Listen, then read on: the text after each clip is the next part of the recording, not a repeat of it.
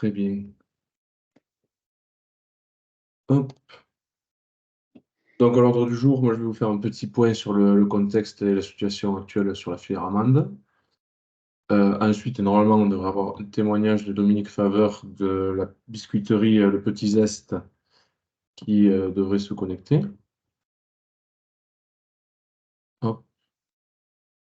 Et là, on a David Agosto qui vient de nous rejoindre à l'instant, qui est de la société Coq et Saveur, qui est producteur et transformateur d'amandes à Limoux. Monsieur Agosto, vous nous entendez? Oui, bonjour, très bien. Bonjour. Bonjour. Voilà, donc c'est ça, transformateur et producteur d'amandes à Limoux, dans l'Aude. Oui, je vous entends, monsieur Saint-Roch. Jean-Jacques. Et pour finir, une présentation de la Compagnie des Amandes par Rémi Foissier, ici présent. Donc, pour faire le point sur la filière, je me suis entretenu avec Yves Guillaumin de France Amande, qui m'a un peu raconté l'histoire et comment s'est structurée, surtout ces dernières années, la filière en France. Donc, une entreprise historique de l'amande, c'est Sud Amande, qui rassemble pas mal de producteurs en Occitanie, PACA et en Corse. Et plus récemment, il y a eu une association interprofessionnelle qui s'est créée, France Amande, qui a été créée en 2018, fin 2018 et qui regroupe tous les acteurs de la filière, donc du pépiniériste jusqu'aux distributeurs et aux transformateurs, en passant par les producteurs et les casseries. Donc, et plus récemment, un des derniers travaux sur lequel ils sont en train de travailler, c'est sur un cahier des charges et d'un signe de qualité ou d'origine autour de l'amande. Donc, rapidement, en France, au dernier recensement là, de 2020, il y avait 2331 hectares d'amandiers. Donc, principalement en Occitanie, en PACA, avec 853 et 719 hectares. Pas mal aussi en Corse, 339 hectares en Corse et 328 hectares en Auvergne-Rhône-Alpes. Et un peu moins en Nouvelle-Aquitaine, avec 83 hectares. Donc, la production qui est rassemblée dans le sud de la France. Et ces surfaces, elles se répartissent entre 1032 producteurs, donc ce qui fait une surface moyenne de 2,25 hectares par exploitation. Donc c'est souvent des petites exploitations et qui viennent souvent en production secondaire. C'est rarement la production principale, à part ceux qui sont spécialisés en amande. Mais dans beaucoup de cas, c'est quelques hectares pour venir compléter une autre production. Donc la production en France, elle est estimée entre 1200 et 1500 tonnes d'amandons, donc d'amandes décortiquées, et pour une consommation en France qui est estimée entre 30 000 et 40 000 tonnes. Donc il y a un large déficit. Donc la production d'amandes en France, elle couvre largement, elle trouve largement ses débouchés en France. Et au niveau des débouchés et des marchés, ce que m'a dit Yves Guillaumin de France Amande, c'est que l'offre avait du mal à être regroupée et le marché était peu organisé les années précédentes. Il y a des initiatives comme celle de la coopérative Lamelba ou la Compagnie des Amandes qui structurent un peu mieux la filière en regroupant l'offre et en s'adaptant à la demande et pour répondre à la demande. Et ce qui était compliqué, ce qu'il m'a dit qui était compliqué aussi avec l'amande, c'est que la demande elle est souvent très spécifique et elle peut être propre à chaque consommateur, que ce soit au niveau de la qualité, des calibres et du produit recherché, si c'est de l'amande décortiquée, de l'amande en poudre. Voilà. Donc voilà un peu le petit topo sur la filière aujourd'hui en France. Donc là, maintenant, on va rentrer dans le concret. Ouais, voilà, dans la partie un peu plus témoignage où voilà, il va y avoir des retours d'expérience.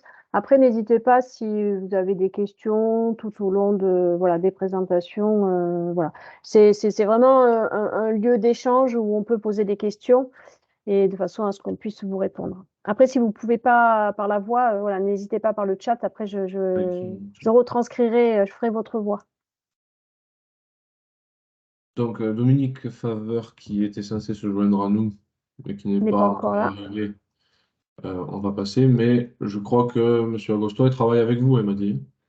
Oui, c'est ça. Nous avons ce plaisir. Donc, je vous laisse vous présenter votre entreprise, si vous voulez parler un peu de votre histoire. Et je vous laisse la parole. Vous parlez à qui, monsieur? À vous, M. Agosto. Alors, je vous présente rapidement la société. Donc, famille d'agriculteurs depuis 3 générations, domaine d'environ 500 hectares.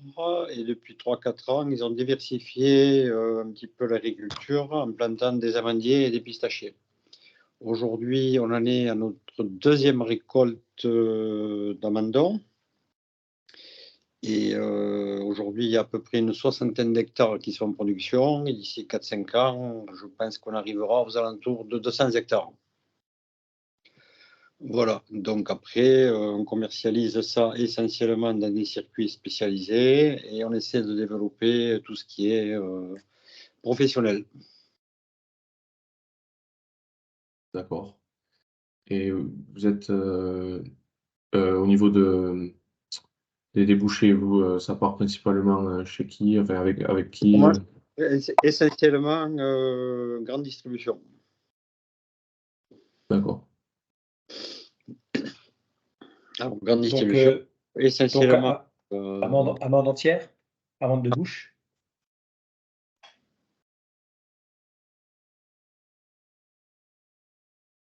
Vous Ce sont avez des entendu? amandes entières. Oui. On vous demande si c'est des amandes entières, amandes de bouche, sous quelle forme? Aujourd'hui, alors dans le projet, il y a une casserie, donc ça veut dire qu'on récolte les amandes et qu'on les casse nous-mêmes. Donc elles sont triées, calibrées. Et ensuite, on a 4 produits aujourd'hui, l'amande nature, l'amande grillée salée, l'amande grillée sans sel et l'amande caramélisée. Alors, bio ou traditionnel aussi? Conventionnel, bio? Pour le moment, il n'y a que du traditionnel, il y aura du bio dans une paire d'années à peu près. D'accord. D'accord, vous avez entamé la conversion. Non, non, ce n'est pas de la reconversion, c'est des plantations qui ont été plantées en bio. Ça peut En bio. être il y aura du Directement. conventionnel et du bio. Sachant Très bien. qu'aujourd'hui, le marché bio est quand même en souffrance. Hein. Oui. Oui. Et je pense que ça ne va pas trop s'arranger. Mais bon. Et toute votre production est part en produits transformés? Elle part en produits transformés, en nature et les 3 autres catégories. Oui. D'accord.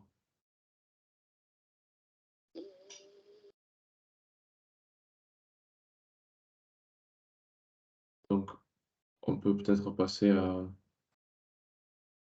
Rémi Foissé sur la compagnie des amandes. Oui, Oui, comme ça, après, on pourra revenir. On pourra rebondir. oui, je posais la question à M. Agosto s'ils agrégeaient la production d'autres producteurs de Oui, la région. tout à fait. Ouais. Oui, oui, puisque Laurent, qui est un des associés et patrons, a une très belle connaissance au niveau des plantations, de la culture et de la taille des amandiers. D'accord, mais enfin, ma question, c'est de savoir si vous achetiez des amandes chez d'autres producteurs. Pour le moment, non. D'accord. À terme, Ok. ce sera, oui. Ok. Bon, alors, nous, Compagnie des amandes, je pense entendu parler du nom. L'objectif, c'est d'accompagner tous les maillons de la filière à réimplanter un verger d'amandiers en France et de mettre sur le marché, donc sur un marché, on va dire, soit de la transformation, soit de bouche. Et comme il a été dit, le marché de l'amande, il est très diversifié, très segmenté. De massifier une offre pour pouvoir arriver avec également sur chaque segment de marché une taille critique, volumétrique, pour pouvoir suivre les clients. Avec évidemment un système de qualité, de traçabilité nécessaire parce qu'on est dans l'agroalimentaire. Donc pour ça, on veut travailler avec des producteurs, donc un vrai collectif de producteurs, et leur proposer un certain nombre de solutions qui puissent répondre à leurs problèmes pour qu'ils puissent se diversifier. Alors, sachant qu'on a identifié trois problématiques quand un producteur veut se diversifier. La première, elle est financière, parce qu'il faut investir dans un nouvel outil. Donc là-dessus, on a un certain nombre de propositions que l'on peut faire aux producteurs. La proposition historique de la Compagnie des amandes, c'était de s'associer avec un producteur sur son atelier amande. Aujourd'hui, on n'a pas que cette solution. C'est-à-dire que celle-ci existe toujours, et au-delà de ça, au travers d'un contrat d'achat d'amande, on a un certain nombre d'outils qu'on peut actionner pour accompagner le producteur sur un plan financier. La deuxième problématique que peut avoir un producteur s'il veut se diversifier, c'est l'aspect technique. Parce que certes, il arrive, lui, avec son foncier, sa capacité de travail, son matériel, mais c'est un nouveau métier.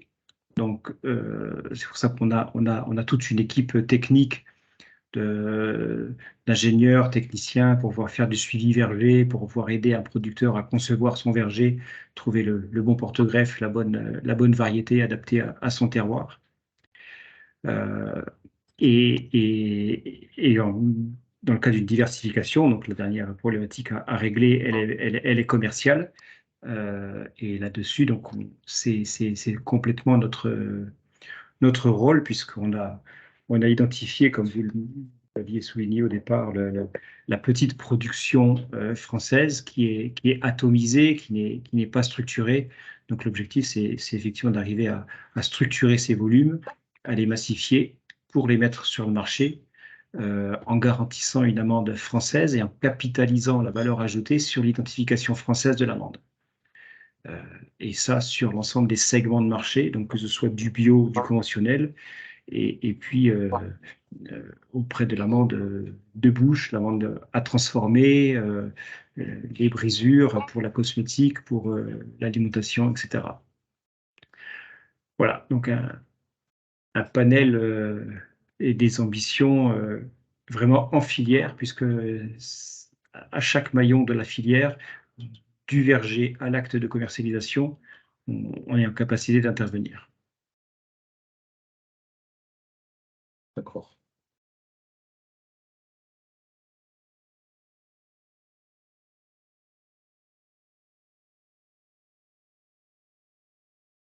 Y a-t-il des questions? Non, pas de questions. Pas de questions? Non.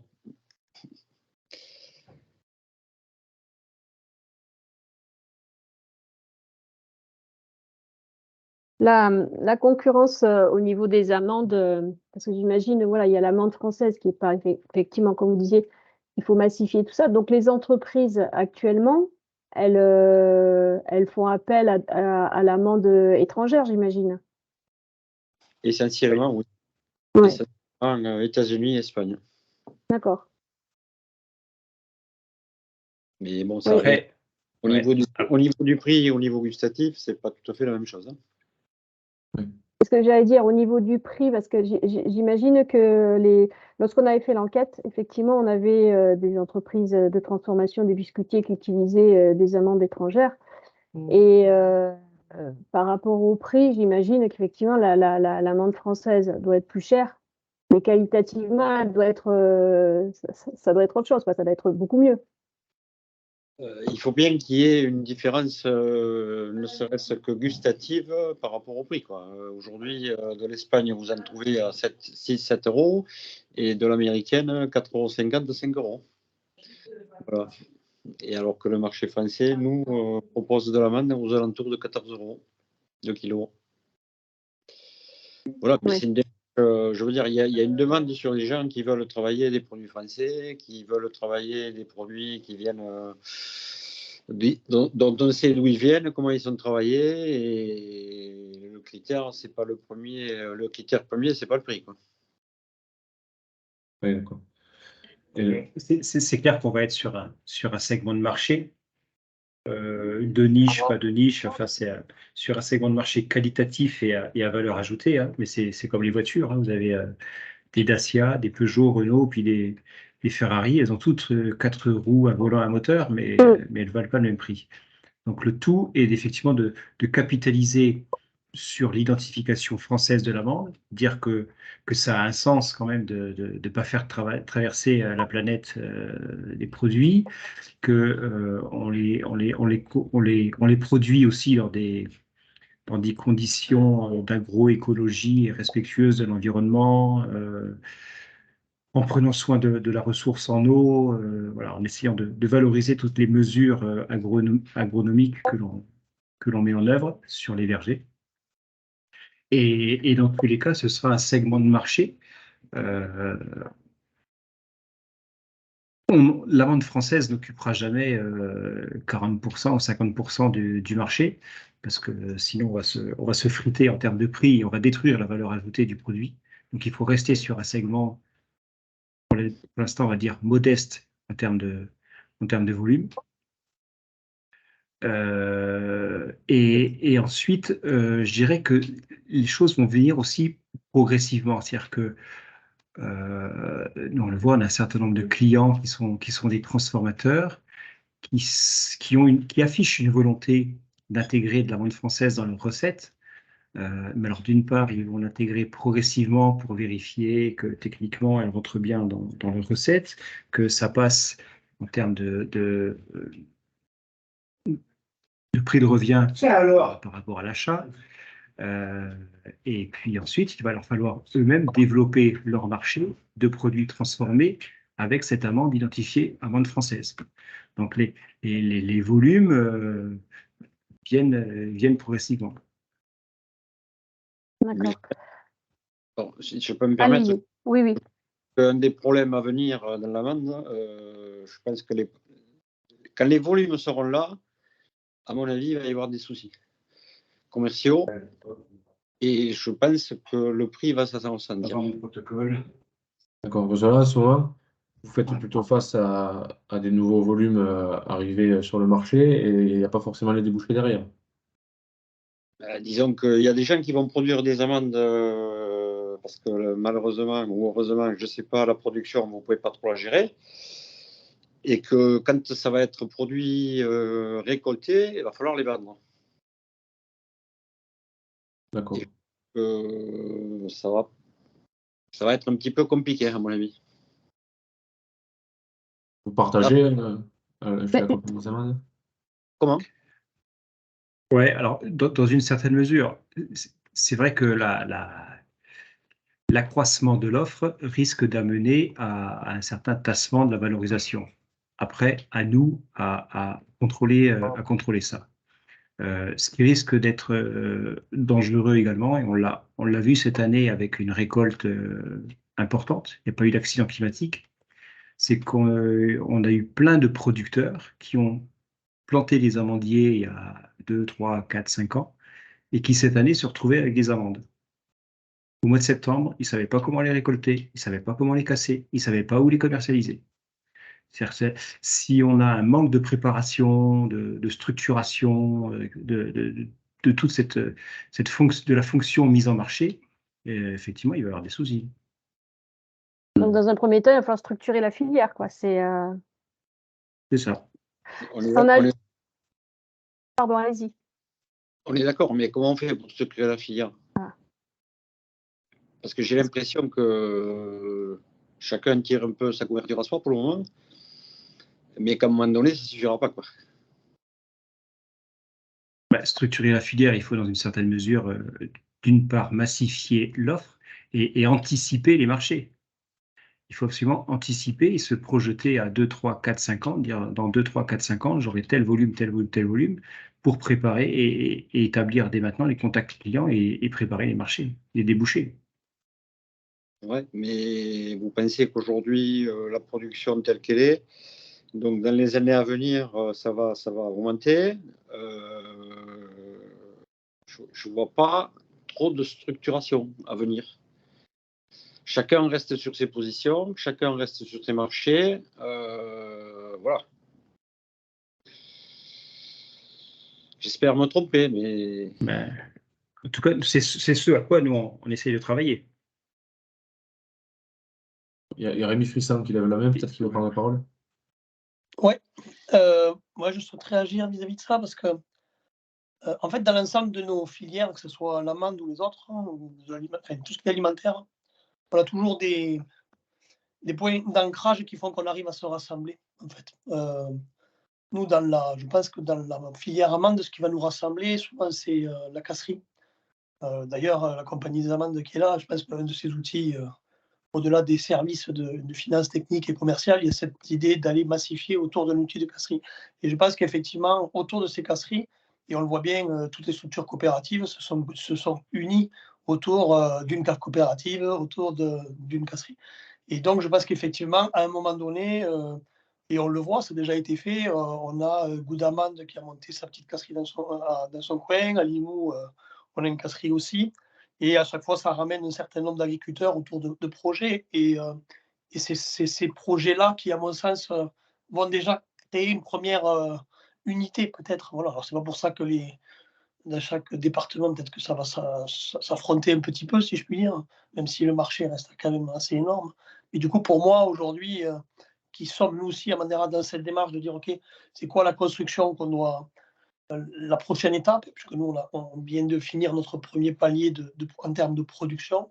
Donc, c'est effectivement se diriger vers la construction d'un outil, travailler avec des gens autour de nous. Et on fait ça chez nous en Noisette et ça fonctionne. C'est comment ça fonctionne. Et en fait, ce que je ne comprends pas, c'est à qui ils veulent écrire. D'accord. Bah, formellement, je m'en fous, je n'ai même pas le dossier. Hein. C'est pas moi le closer. On a des interférences. Juste parce que Patricia d'Arteris n'a pas le micro, donc elle dit qu'elle est technicienne viticole chez Arteris, donc pour la compagnie des amandes, et ils essaient de diversifier les exploitations en plantant des amandes. Mais comment avancer des arguments les plus motivants à se lancer dans l'aventure?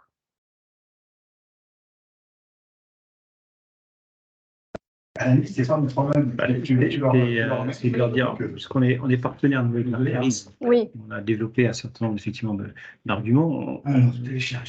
Sur le bassin, on va dire occitan, Aude, Hérault, typiquement, où on a un secteur viticole qui est quand même en proie à une crise importante. C'est-à-dire qu'on offre aux producteurs une solution de diversification. Il ne s'agit pas forcément pour eux de transformer toute l'exploitation en amandier, mais au moins de diversifier, sécuriser leurs revenus, leur chiffre d'affaires. Ils ont le matériel, ils ont 80% du matériel ou 90% du matériel qui est compatible avec la production d'amandes. Et ils sont déjà sur un mode de culture pérenne, donc ils ont en tête ce logiciel-là. Et derrière, nous, on accompagne, on offre le débouché, l'accompagnement technique pour sécuriser la valeur du produit, la valorisation du produit. D'accord. Vous pensez que dans la filière viticole, c'est une des plus adaptées pour se diversifier en amande? Ou il y en a d'autres chez qui ça peut marcher très bien aussi? Alors, la filière viticole oui, parce que donc il y a cet état d'esprit de culture pérenne. Au niveau matériel, il n'y a pas d'incompatibilité, il n'y a pas de gros investissements à faire. Et puis il y a la situation économique qui fait que je pense et leur situation de monoculture qui font qu'ils sont structurellement en besoin de diversification. Les arbaux pourraient l'être également, mais ils sont sur des chiffres d'affaires hectares quand on est sur soit de la pomme ou de la pêche qui sont beaucoup plus élevés. Et puis, ils ont des volumes à produire pour faire aussi tourner des stations fruitières. Donc, ça peut être des choix stratégiques pas forcément compatibles avec l'ensemble de l'intérêt de l'exploitation. Et par contre, un céréalier grande culture, là, il va avoir besoin d'investissements plus spécifiques pour l'atelier amandier. Et de ce fait, qui va lui faire dire que il faut pas qu'il plante 3 ou 5 hectares, il faut qu'il plante 20 hectares s'il veut amortir son petit tracteur, voilà, tout le matériel spécifique. D'accord. Donc, on a Dominique du Petit Zeste qui nous a rejoint. Bonjour. Bonjour, Bonjour. navré, j'ai petit souci de production. Pas de souci. Bon, comme on était sur la partie plus production, on peut peut-être parler un peu plus de la transformation. Donc, si vous voulez vous présenter votre entreprise. Oui, bah, avec plaisir, donc impeccable pour faire la transition. Ravie, Dominique, je suis la cofondatrice de la biscuiterie Le Petit Zeste à Lunel. On fabrique depuis 3 ans des biscuits salés et sucrés, uniquement avec des matières premières locales ou françaises. Et j'insiste beaucoup sur ce point parce que c'est vrai qu'on a écarté de nombreuses recettes parce qu'on arrivait juste première sur le territoire. Et du coup, on travaille vraiment qu'avec les ressources qu'on a à échelle locale. Aujourd'hui, on a 16 références sous la marque Le Petit Zeste qui sont commercialisées en épicerie fine, magasins de produits locaux et caves. Et c'est vrai que l'une des références qu'on a aujourd'hui, c'est un biscuit aux amandes, amandes torréfiées qu'on torréfie nous-mêmes. Pour finir peut-être sur la partie distribution, on est commercialisé dans 400 points de vente en France et un petit peu à l'étranger. Voilà, on travaille avec quelques épiceries de renom comme les Galeries Lafayette à Paris et à Berlin et pas mal un petit peu l'industrie du luxe, un petit peu. Voilà, et aujourd'hui, en fait, nous, on a 2 références aux amandes. Une aux amandes torréfiées, un sablé, et après un au citron de menton et amandes. Donc nous, c'est vrai que on trouvait que c'était un produit phare un peu emblématique de notre région. Donc on voulait vraiment le mettre en avant. On a vraiment cherché ce qu'on pouvait. Voilà, on n'est pas forcément sur le bio, nous, c'est vraiment le local.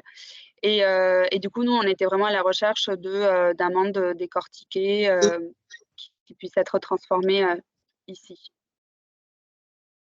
D'accord. Vous avez eu des difficultés à trouver de l'approvisionnement ou ça s'est plutôt bien passé? Non, nous, on est assez petits, donc on passe à peu près. Là, en ce moment, on est à 80 kilos par mois, je dirais.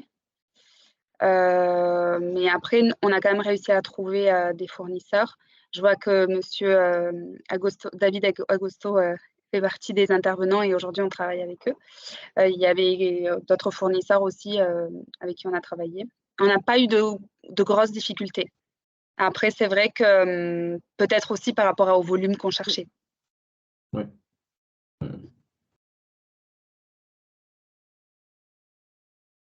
Et par exemple, Monsieur Fossé, la compagnie des amandes, vous avez beaucoup de petits transformateurs comme ça ou des plus gros, comment ça se répartit un peu? On a, on a le tout.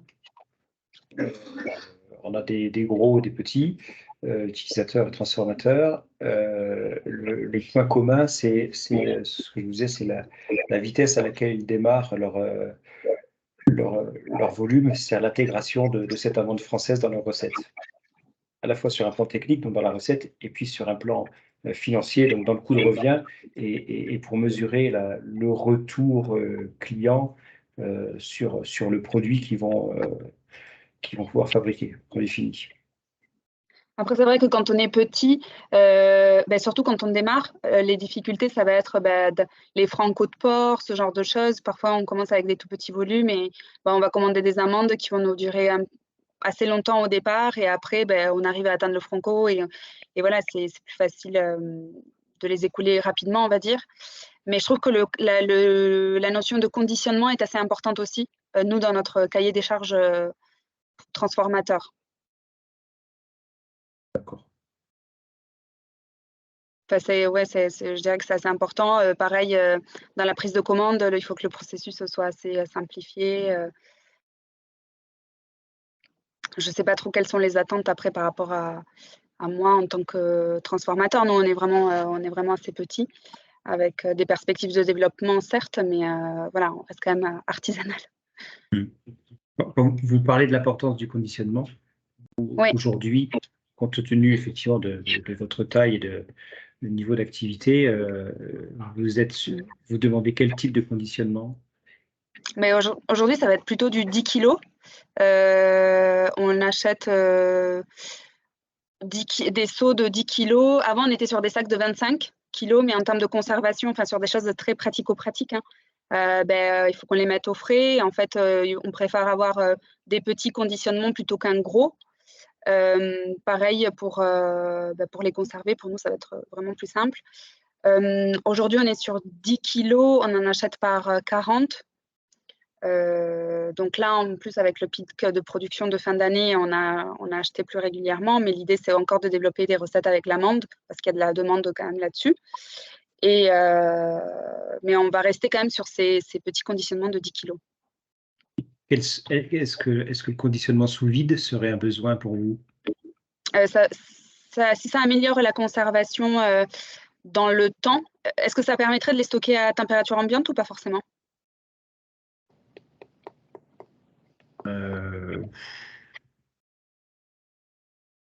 J'ai pas forcément de recul, mais déjà, ça les protège des ravageurs, des nuisibles. Et je pense que ça améliore globalement la qualité de conservation, ça c'est sûr. Ok. Pourquoi pas? Après, c'est vrai que...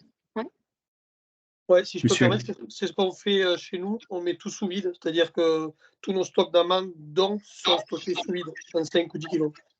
Et après, on les retravaille justement pour une meilleure conservation. Et tu les stockes à quelle température, Rémi? On est dans des entrepôts 12 et 16, quoi. On ne va pas chercher les grosses salles. mais on n'est pas non plus, on n'est pas sur du 25 avec des variables de température en été, quoi. On maîtrise ça comme ça. Okay. Nicolas Rose qui dit qu'il les garde en chambre froide et qu'il n'a pas de problème de parasites. Oui, moi c'est vrai que pour l'instant on garde tout dans les grands frigos. Et a priori, en tout cas je touche du bois, pas de problème de ce point de vue-là. Je sais pas, je me suis pas forcément posé la question sur le sous-vide, mais si ça peut vraiment avoir un intérêt derrière, pourquoi pas, je suis pas fermée. Et là aussi, la notion de prix, si ça implique un coût supplémentaire ou pas, c'est important à prendre en compte. Oui, il y a ça aussi. Après, nous, c'est vrai qu'on a eu un problème avec un fournisseur sur la partie tri. On s'est retrouvé quand même avec des cailloux dans quelques lots. Alors, bien sûr, je comprends que c'était des couleurs assez proches des coques d'amandes, et qu'on l'a vu au niveau de notre batteur, qu'on l'a entendu, mais ça aurait pu casser les dents de nos clients. Et ça, par contre, ça aurait été plus problématique. Donc là aussi, assez exigeant sur la qualité depuis qu'on a eu ce problème-là. Et voilà. Et après, comme on transforme, on est peut-être aussi un peu moins exigeant sur la qualité de l'amande à proprement parler. Elle peut y avoir un peu de blanc, et ce ne sera pas un souci pour nous, par contre. Vous avez plusieurs producteurs? On travaillait avec un premier producteur, oui. Et en fait, il y avait eu ces problèmes de cailloux. Donc, on a arrêté. Et là, on travaille avec un autre producteur. D'accord.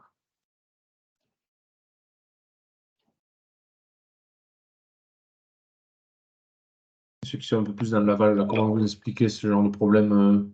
Est-ce que les matériels de tri ne sont pas au point? C'est un problème de matériel et de triage. Voilà, le triage, nous on fait un triage mécanique, ensuite un triage manuel.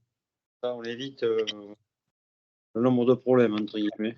Ça a un coût, mais au moins c'est de livrer de la marchandise propre. Bien sûr.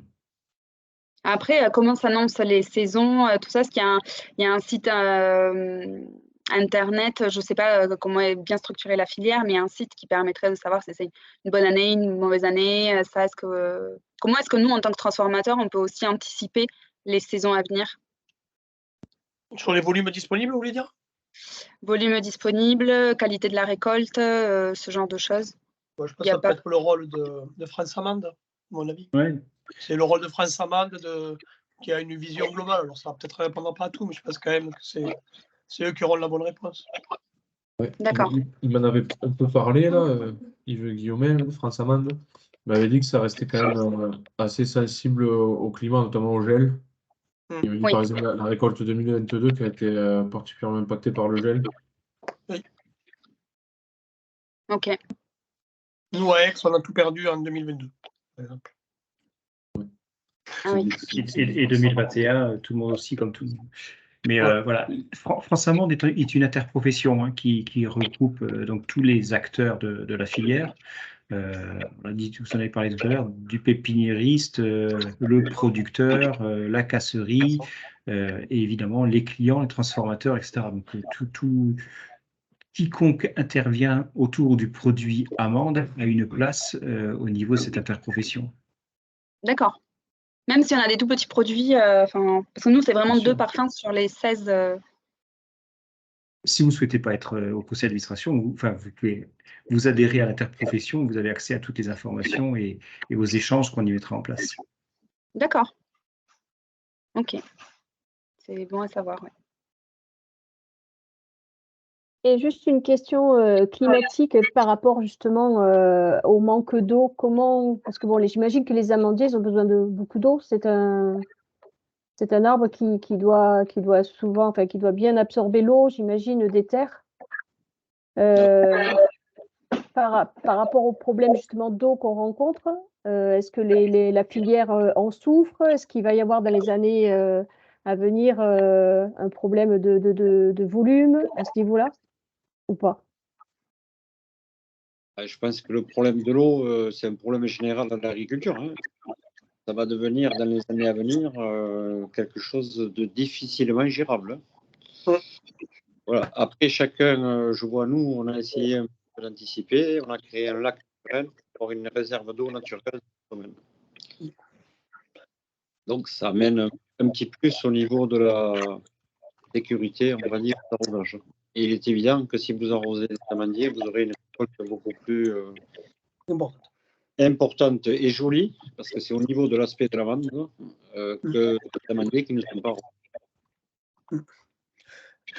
Si je peux réagir là-dessus, donc moi je suis originaire de Perpignan et ma mère était productrice d'amandes depuis 1986.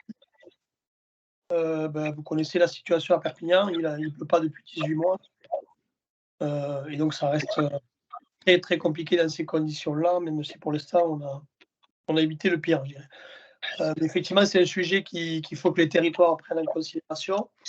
Nous, au sein d'Amandera, on essaye de développer des projets, on développe des projets autour de l'agroécologie. On a 3 piliers, on pense qu'ils vont pas permettre de passer des années sans eau, mais par contre qui peuvent permettre de passer des périodes un peu sèches. Et donc les 3 piliers qu'on a, c'est autour de l'alimentation de la plante, donc dans son verger, autour des associations des plantes et également autour de l'hydrologie régénérative, qui sont des aménagements des territoires pour faire circuler l'eau sur le territoire, ralentir son écoulement. Donc, tout à l'heure, M. Agosto parlait d'un lac, par exemple, ça fait partie des choses qu'on peut envisager. Et pour infiltrer l'eau aussi et donc la stocker. Voilà. Donc, c'est des solutions, mais qui répondent. C'est pas une problématique qui est liée à l'amandier finalement. C'est une problématique qui est liée à notre métier, qui est l'agriculture. C'est ça. Le truc qu'on peut dire, c'est que l'amandier est une culture, un arbre méditerranéen aujourd'hui qui quand même a des besoins en eau bien inférieurs à un pommier, un pêcher ou un abricotier. Et voilà. Après, comme toute culture, ça a quand même des besoins en eau. Ouais. D'accord. Et peut-être vous pensez que ce serait une alternative dans certaines régions à des cultures plus demandeuses en eau? Éventuellement, oui, ça peut répondre à cette problématique si elle. Après, on voit la problématique de l'eau, elle est à divers niveaux. Dans le département de l'Aude ou de l'Hérault, il y a des zones où il y a des infrastructures, mais qui sont déjà en tension en termes de capacité de livraison de l'eau. Et puis il y a d'autres zones où qui sont productrices d'arbres fruitiers, où il y a des fruitiers, des pêchers, des pommiers, où là on est peut-être moins en tension. Je prends l'exemple de la Costière de Nîmes, par exemple. Si on fait des arbres là-haut, on n'aurait pas de souci. Mais on est en concurrence avec d'autres productions qui, économiquement parlant, ont leur place. Aujourd'hui, un vin, un Costière de Nîmes et des vignerons où ça fonctionne très bien, donc ils ne cherchent pas forcément à se diversifier. Et puis les producteurs de fruits à noyaux qui sont là-haut, ils ont aussi des stations à faire tourner. Donc s'ils arrachent 10 hectares de pêcher, ils ont 200 tonnes de fruits en moins qui vont participer à la dilution des frais fixes de leur station fruitière. Donc ça répond pas à une problématique cohérente en termes de stratégie d'entreprise. On a une question, alors je ne sais pas qui c'est le numéro de téléphone. Quel volume d'eau pour un amandier pour produire combien en kilos d'amandes? C'est Patricia qui pose la question. Merci. Alors la question, enfin, je peux apporter une réponse.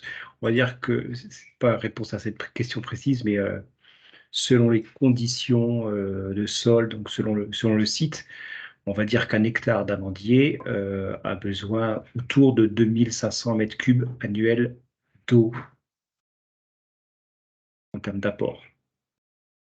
C'est un ordre de grandeur. Et ce qui en fait se rapproche un petit peu de la vigne. D'accord.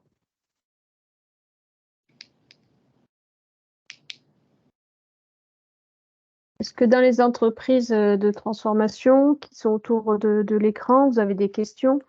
Sanfas, vous disiez tout à l'heure que vous cherchiez justement au niveau des amendes.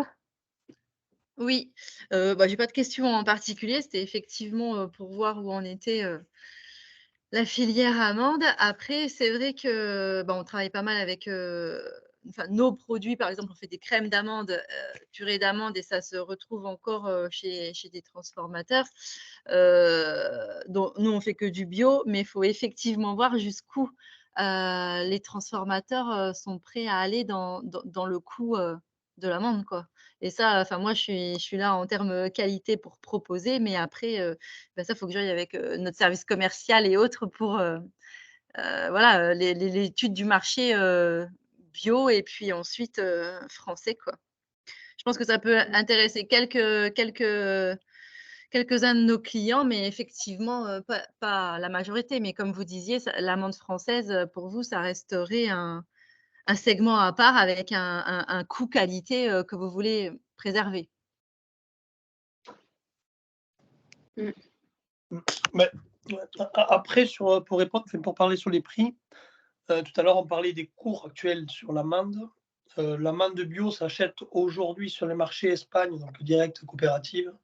On est autour des 7 €, 7,50 €. Au niveau de la coopérative, je parle d'amande d'or. Ça, c'est les cours. Et c'est du bio. Donc, on peut imaginer que le tradit, on va être entre 4 et 5, j'imagine. On doit pouvoir trouver ça, en tout cas, à 5 €. Et ce qui est compliqué quand même sur notre amande, que ce soit bio ou pas, enfin, la française aujourd'hui, donc M.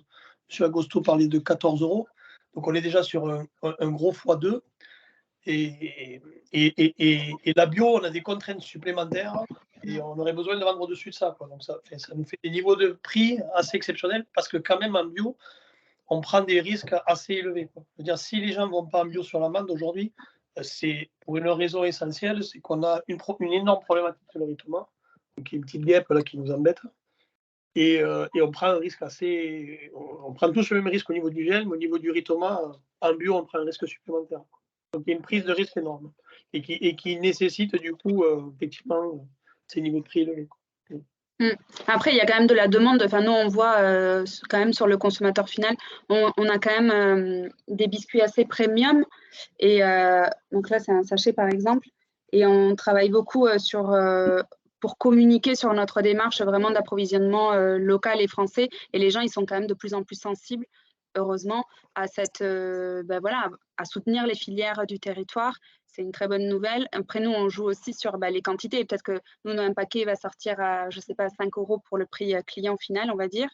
On met quand même 13% d'amande dessus, mais on va torréfier pour rehausser certaines saveurs. On va broyer nous-mêmes pour jouer sur les textures, etc. Vraiment mettre le sablé l'amande au cœur du produit, que ça soit bien senti. Et il y a quand même eu un petit effort d'éducation à faire presque. C'est que le consommateur, il est habitué à l'amande amère, à l'arôme amande amère. Et enfin, en tout cas, nous, c'est ce qu'on a constaté en faisant un goûter.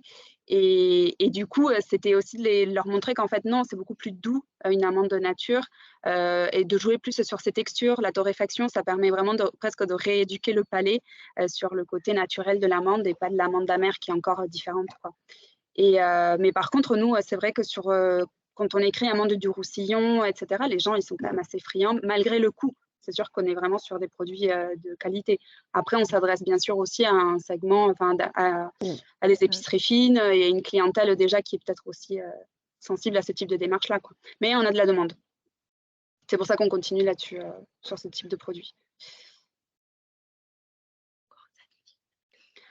Après, moi, j'avais une question parce que j'entends pas mal parler de... Bon, c'est une autre filière, mais quand même qui est un peu proche. C'est la pistache.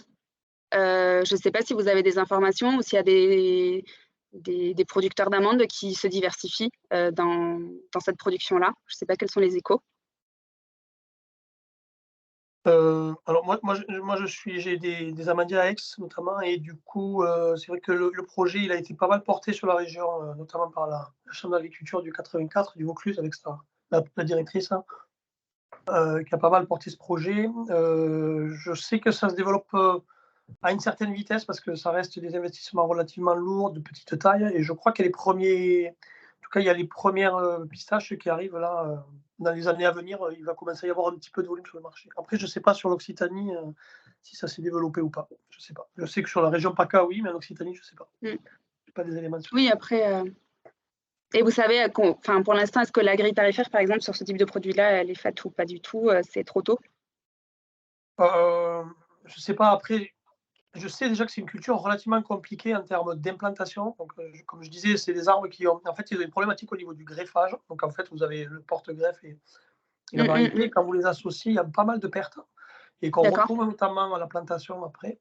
Et puis, il y a une mise à fruit. Un amandier, on parle de 4 ans, 4-5 ans pour être à son potentiel déjà intéressant. Et alors qu'un pistache, je crois qu'on est sur des variétés, on est à 7 ou 8 ans quoi, en termes de moment où vous plantez. Donc, c'est pour ça que ça reste des filières. Déjà, l'amandier, c'est long à lancer. Alors, la pistache... ouais. Mais ça va se faire petit à petit, je crois. Il y a de grosses plantations de pistachers sur l'Aude. Ah oui, Ils seront en production d'ici 8-9 ans. Hein. Ouais. C'est quoi les grosses productions, M. Augusto? Pardon? C'est quoi qu'est-ce que vous appelez grosses plantations? Je vois que Laurent, de par ses amis, fait planter des pistachiers, et il y a quelques hectares qui sont prévus ou qui sont déjà plantés en pistachier, hein, sur l'Aude. C'est une centaine? Alors, je ne sais pas les chiffres exacts, mais je pense que tout ajouté, on ne sera pas loin d'une centaine d'hectares. Tous les ans, ils plantent je ne sais combien d'hectares. Hein. Oui, je ne dis pas qu'il n'y en a pas, je dis juste, voilà, moi je faisais un état des lieux du PACA. Donc cette année, je sais que Mais bon, c'est beaucoup plus long que l'amande. Hein. Pistachier, il faut attendre un minimum 8-9 ans après la plantation. Hein. Donc, on n'y est pas encore. Hein. Oui, c'est sûr. Dans le chat, on a Nicolas Reuse qui vous donnait raison sur les problèmes liés au bio. Il dit que lui, il couvre tous ses amandiers avec des filets pour éviter ce souci-là. Le bio, ça représente peut-être M. Foisset, ou qui avait une vision un peu plus large. Ça représente combien le bio dans les amandes en ce moment? Alors, je n'ai pas de chiffre exact, mais c'est très minime. Hein. C'est même pas 10... À mon avis, sur ce qu'on traite, c'est même pas 10%. Hein. Ah, mais c'est sûr que c'est minuscule. Alors moi, je n'aurais pas forcément cette vision-là, parce qu'on a été rejoint en septembre par pas mal de producteurs bio, beaucoup originaires de la vallée du Rhône, et qui ont certains producteurs qui ont des surfaces conséquentes et qui sont en bio. Donc ça, c'est des gens qui étaient complètement en dehors de notre radar il y a encore quelques mois. Voilà.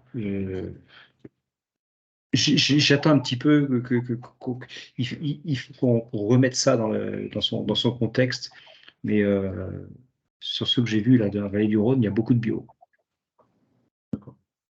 Oui, mais ça reste, Rémi, ça reste minoritaire par rapport à. C'est ridicule en termes de surface par rapport à ce qu'il y a au global, quoi.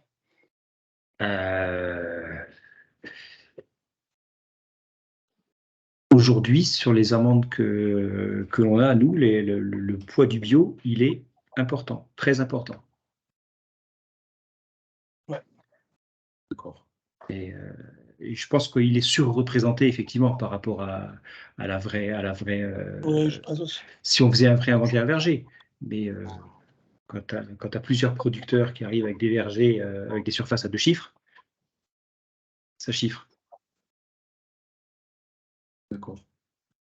Parce que un biscuiterie, vous voyez que si vous étiez en bio, peut-être vous toucherez un autre public ou davantage de monde. C'est une demande qui remonte.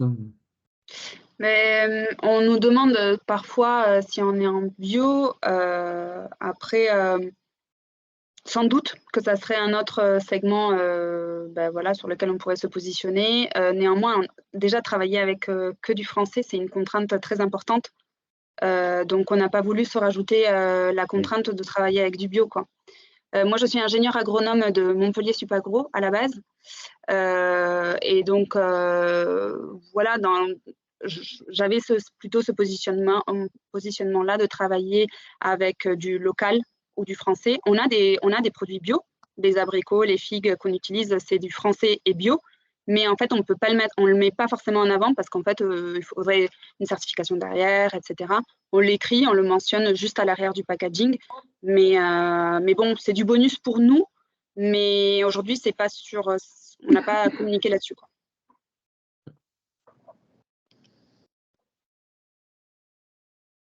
Et pourquoi pas travailler avec des amandes de bio, mais enfin, en fait, là, c'est pareil, c'est aussi, c'est plus des questions de coûts qui interviennent, mais vraiment, notre premier critère, c'est français, quoi. Ce qui est déjà bien. C'est déjà un challenge, ouais. Oui, oui. Mais notamment, nous, on aimerait bien développer des choses, des produits avec des graines. J'avais fait des essais, et en fait, quand on creuse, parfois, c'est des mélanges derrière. C'est pas toujours, l'origine n'est pas toujours garantie. C'est pas, ouais, c'est assez complexe, quoi, finalement. Y compris pour trouver des fruits séchés français, ça a été très compliqué parce qu'en fait, il faudrait qu'il y ait une première transformation, à minima du séchage. Là, on en a trouvé, on travaille avec Biolocloc, donc c'est des fruits cultivés en France et séchés en France. On les reçoit, mais nous, on doit les broyer, donc ça implique forcément une étape supplémentaire. C'est des produits qui sont très secs, durs, donc on a dû investir dans du matériel spécifique pour pouvoir les travailler. Donc en fait, de choisir de travailler avec des produits français, ça implique, mine de rien, de s'adapter nous en interne et de se mettre des contraintes supplémentaires dans notre process de production, des étapes de traitement qu'on aurait préféré avoir déjà en amont, quoi. Avoir des fruits séchés, broyés, coupés, etc. Et ça, pour l'instant, on n'a pas trouvé. D'accord. L'amande, je dirais que c'est un produit assez facile pour nous en transformateur parce qu'on a juste entre guillemets à le broyer, mais sur des fruits ou autres où il y a séchage et découpe, c'est plus complexe. Voilà.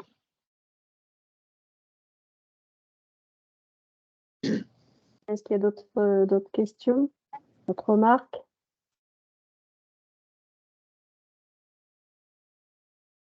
Non, pour moi, c'était très clair. Non.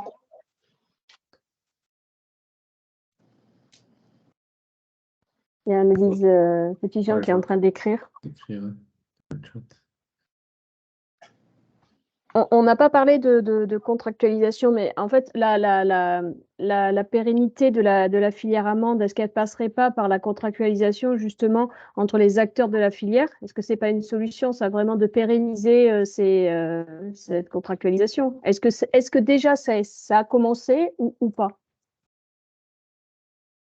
Oui, bien sûr.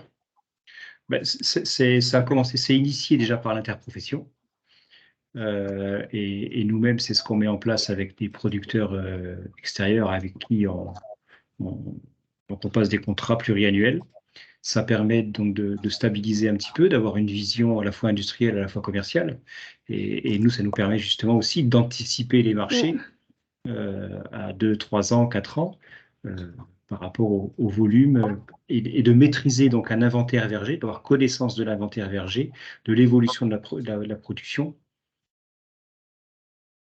Voilà, pour préparer le marché, c'est un élément clé de la structuration. D'accord. Ok. Vous nous autorisez à donner vos contacts si on a nos entreprises, voilà, nos entreprises de transfo qui nous contactent pour telle ou sûr. telle question, ou voilà. Bien sûr. On ne manquera pas de donner vos coordonnées. Évidemment. Très bien. Je regarde l'heure, on est dans les temps. Je ne sais pas si vous avez des choses à rajouter ou des points qu'on aurait oublié d'aborder qui vous paraissent indispensables. Non, je crois que l'essentiel a été dit. Très bien. En tout cas, voilà, il ne faut pas hésiter à faire appel à LCA ou à l'AREA si vous avez des questions. Voilà, nous, on essaiera de vous mettre en relation avec les bonnes personnes. C'est ce qu'on essaie de faire voilà, sur la filière.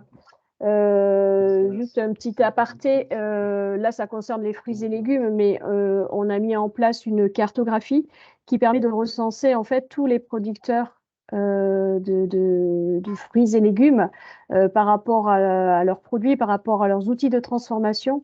Donc cette carte, vous pouvez la retrouver sur le site du Contrat Agro. Voilà. On vous mettra le lien, voilà, on vous mettra le lien quand on vous enverra le webinaire enregistré. En tout cas, voilà, ça c'est un exemple de cartographie qu'on a voulu mettre en place. Alors, on a commencé par les fruits et légumes, mais parce qu'il fallait, voilà, il fallait commencer par quelque chose. Ça peut être un début de filière. Pourquoi pas après faire sur d'autres produits. Oui, après, du coup, sur cette carte, on voit les producteurs et transformateurs. Oui. Première transformation aussi. Ok. Oui, de toute façon, oui, avec, voilà. Et il y a exactement. Et ensuite, il y a aussi, ça peut servir aussi dans un sens où si vous avez besoin d'un outil aussi de production que vous n'avez pas, que voilà, Oui. ça permet aussi de rentrer en contact avec d'autres entreprises et de sous-traiter des outils de production qui ne sont pas forcément utilisés tout le long de l'année pour certaines entreprises. Ok, super. Et après, nous, c'est vrai qu'on avait une belle opportunité pour rencontrer notamment David. C'était un salon, le salon RHD organisé par l'AREA. Donc, en fait, pour le coup, c'était une belle rencontre entre, même pour identifier pas mal de fournisseurs. Ça avait été une bonne chose. Il aura lieu l'année prochaine.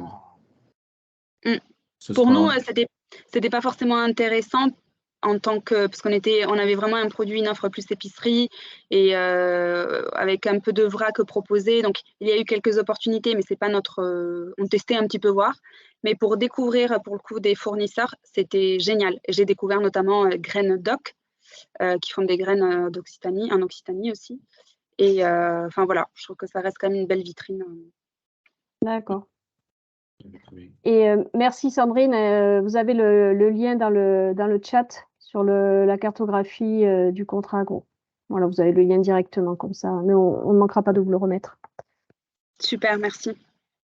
Voilà, je pense qu'on peut conclure. Vous remercier à tous pour cette participation, pour effectivement ce tour d'horizon sur l'amande française. Et d'Occitanie. Voilà, ça nous a permis effectivement d'en apprendre un petit peu plus. Donc, voilà, si Jérôme, tu veux rajouter un mot ou... Non, merci à tous. Je vais couper Voilà. l'enregistrement. Et Parfait. on va passer ça